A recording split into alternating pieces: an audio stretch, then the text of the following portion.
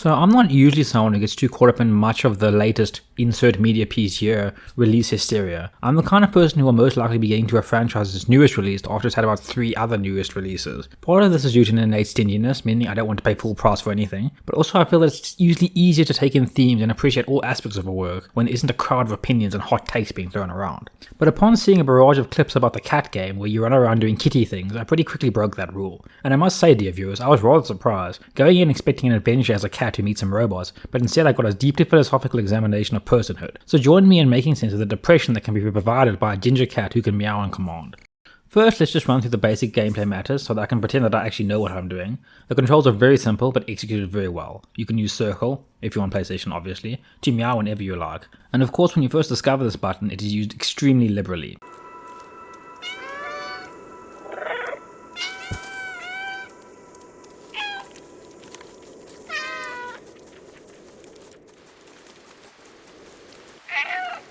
And apart from the large you get later on and the sprinting, everything else is context dependent. While initially this seems to be restrictive and unintuitive, you very quickly come to realize it's actually the opposite. With the amount of things that there are to jump on, you never really feel unable to jump, and it will become so natural that you won't even feel the need to wait for the contextual icon to appear before making your jumps. In conjunction with the smooth controls, we have great animation. Our protagonist, let's just call them Cinnamon so we have a name for them, truly acts and feels like a cat. Whether they're jumping, meowing, nuzzling, or engaging in any other general cat behaviors, they genuinely truly emulate their non-digital compatriots.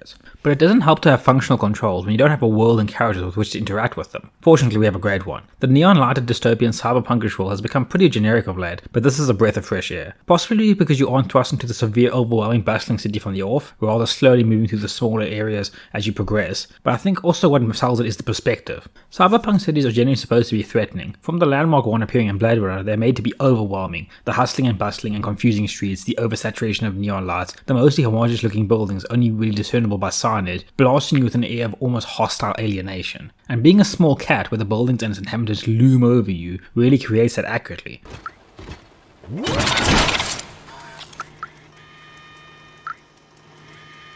In that vein, the many different side avenues and multiple exits and entrances for each of the buildings, as well as the verticality, really give that bewildering feel. Not just in the aforementioned cyberpunk vibe, but as a little meow ball lost in the world they don't have experience with. However, despite this homogeneity and side path, there's enough landmarks and distinctive features that after some exploration, you begin to really learn your way around and allow it quite quickly imprints itself on your mind. Like how a cat becomes accustomed to an area that it lives in for a while. From a design mechanic aspect, this is helped by the fact that there are no objective markers, so you're not only encouraged to, but actually forced to look around to find out where you're going. And it is helped even more by the diversity of the things you will find. In the slums you find a kind of temple, a laundry, an apartment, a bar, and even a library. So you're encouraged to look around just to see what else you can find. That and finding the needed items for the main objective and the side quest just feels very satisfying. There were quite a few times that I would be told I needed an item, but I'd already had it, but just because of how great it was to explore. And the last thing that which adds to the environment is the soundtrack. This game's soundtrack is great. It's pretty understated and more in the background, but because of that it does its job perfectly, accurately creating tension, isolation, uncertainty, and fear in the appropriate scenes.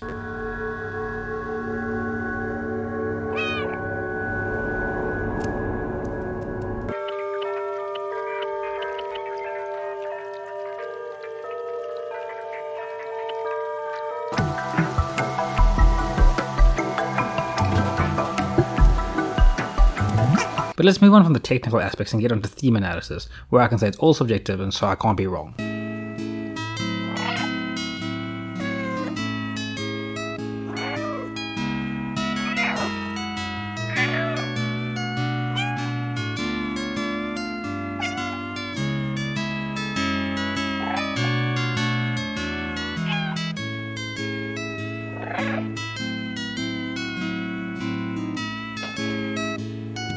The game's actual overall plot is very basic. You get separated from your paw patrol and fall into an underground city devoid of human life and instead inhabited by robots. And these robots are living in small enclaves that need safe havens from overgrown rabid bacteria. Cinnamon must travel through this world and interact with some of its inhabitants in order to return home. It's kind of like the Odyssey. But the key matter here isn't the actual plot, it is the world with which Cinnamon will be interacting and what we can glean from it. Let's start with the more obvious thing.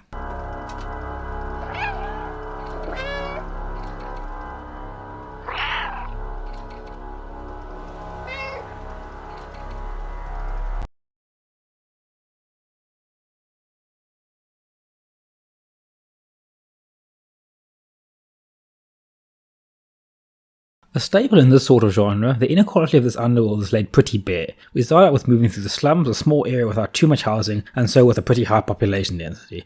There also doesn't seem to be too much to do within the small area. There is, as mentioned before, in the slums you find a kind of temple, a laundry, an apartment, a bar, and even a library. So what we see is a society of companions, as they are called, who involve themselves with very menial pursuits and struggling for existence. They are bartenders, designers of simple clothes, runners of laundrettes, and some of them are just salvage collectors. They also don't aspire from us. The idea of leaving the slums and going outside is seen as something that's incredibly foolish. Contrast us to Midtown above, an area that is much grander. The clothing shop now designs clothes for the purposes of looks rather than utility.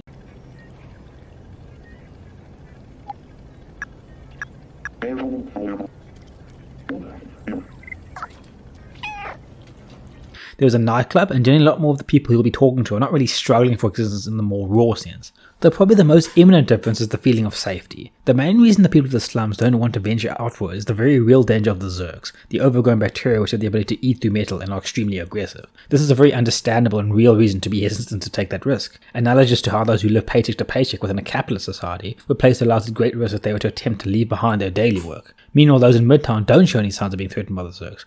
Not only do they not actually reach that far up, and so don't pose a threat due to proximity, those of Midtown also have an organized security force which could deal with it should they actually face that threat, as opposed to those of the slum who need to create their own forms of protection. That's not to say that those of the upper levels are living good times 24/7. They also face their own oppression, especially those who disagree with the overarching system. But the key distinction is that they are blocked from ambitions of the outside by ideological matters as opposed to more material ones. Should they choose to continue their lives abiding by the system, they will generally be unharmed. They will only be oppressed if they disagree with the status quo, while those below them are oppressed by the existence of the status quo.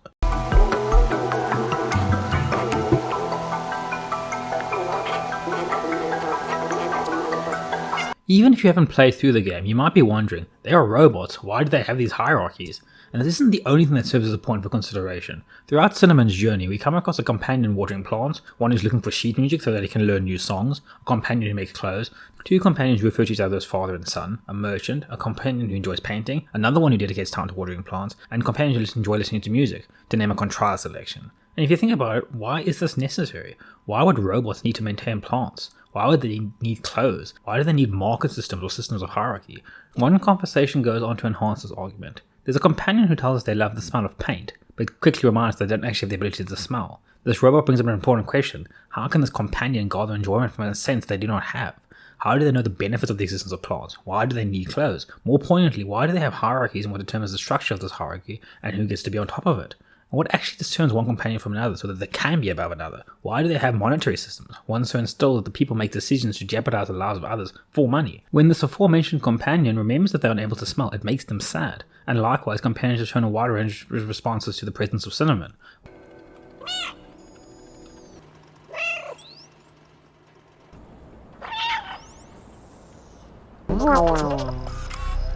Where does this notion of emotions come from? We are told that the original companions did not have emotions, and these were developed later. But what is the blueprint to use for developing emotions for an entity which has no real knowledge of them? Well, we can look to our first gardener companion for some kind of answer. They tell us that the humans who lived here before used to maintain the plants, having dedicated considerable time to developing them to be able to flourish in this environment. And now the companions are merely just continuing that maintenance. They actively acknowledge that the plants aren't actually necessary for them, that if these flora were not there, it wouldn't have a negative impact upon them. This and a few other omissions allow the rest to make sense. The companions are just doing what humanity did. They lack the philosophical nous to deviate. They are entities which were willed into being by an external force who they had no power to stop, and so they've been dumped into being without any kind of direction of what to do. They are called companions, so you could argue that their purpose was to accompany the humans who created them, but the humans are no longer there, so they now need another purpose. And in their failure to find one, they fail to determine one from their own cognitive abilities and interactions with the world, they will allow their forebears to chart their purpose for them. But isn't this flawed? Humans no longer exist. They fail to continue on their being. Not only that, but they're actually responsible for the Zergs existing. So not only are they not necessarily masters of the world, they actually seem to be rather malicious. As Cinnamon journeys through the Undercity, they are exposed to these failures, and something that truly highlights them is our kitty friend's own companion.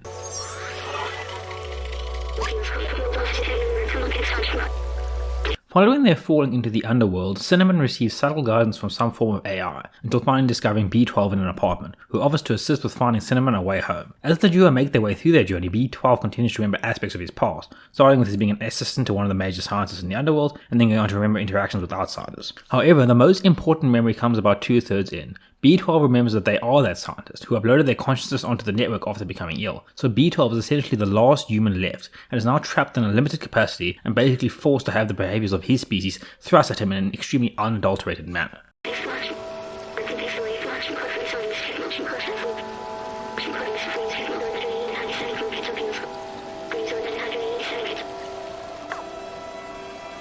At the beginning of the Divine Comedy, Dante is found by the poet Virgil in a state of severe despair, basically having given up on his life. Virgil then takes him to the various stages of the afterlife, giving a depiction of the punishments received by those who reject the will of God, as well as the rewards for those who embrace him. After receiving this tour, he comes to truly understand and accept the majesty of God.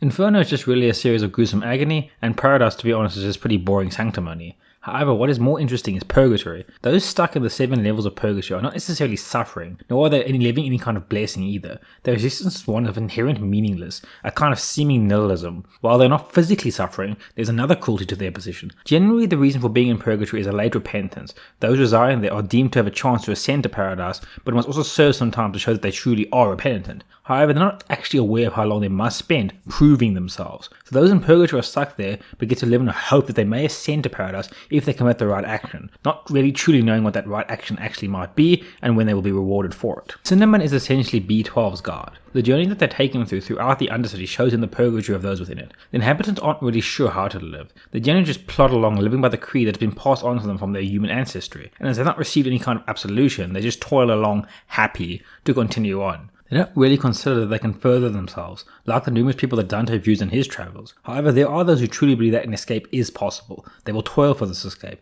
even though they aren't really sure what is required to achieve this salvation, though they have determined that it does require a different path to that which the majority are following.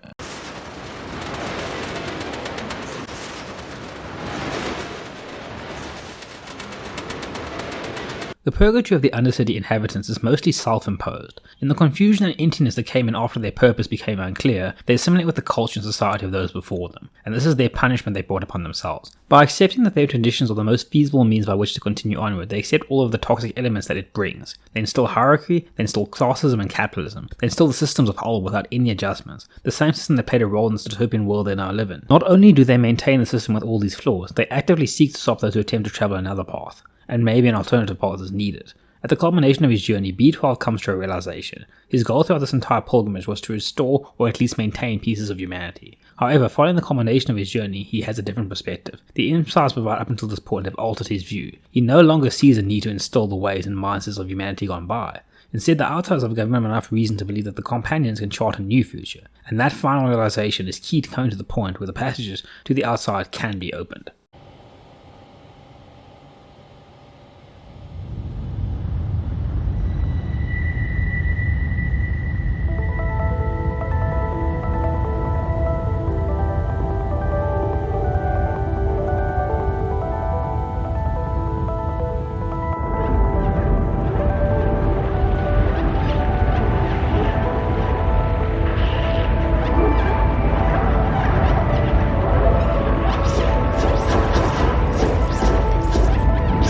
In order to move forward, the shackles of the past had to be tossed aside. The traditions that had been continually passed down without question were nothing more than a facade, giving a false impression of the way things should be done. And by throwing off these constraints, they can finally move forward to a different way. A choice which presented them with the immediate threat they were strongly responsible for the situation in which they existed. And apart from a very small group, this was an eventuality deemed to be impossible by the majority of the Undercity inhabitants. Only through an unlikely source coming in could an alternative perspective be introduced, a source which gets a raw view of this world with an objective look. And this is appropriate, since in our reality we allow our cats an uncensored voyeuristic view of our world. They are around for a wide variety of behaviours that for them must seem to be extremely perplexing. We can only imagine what they might say to us should they ever get the ability. So basically the moral of the story is that you should always listen to your cat. They're right about everything.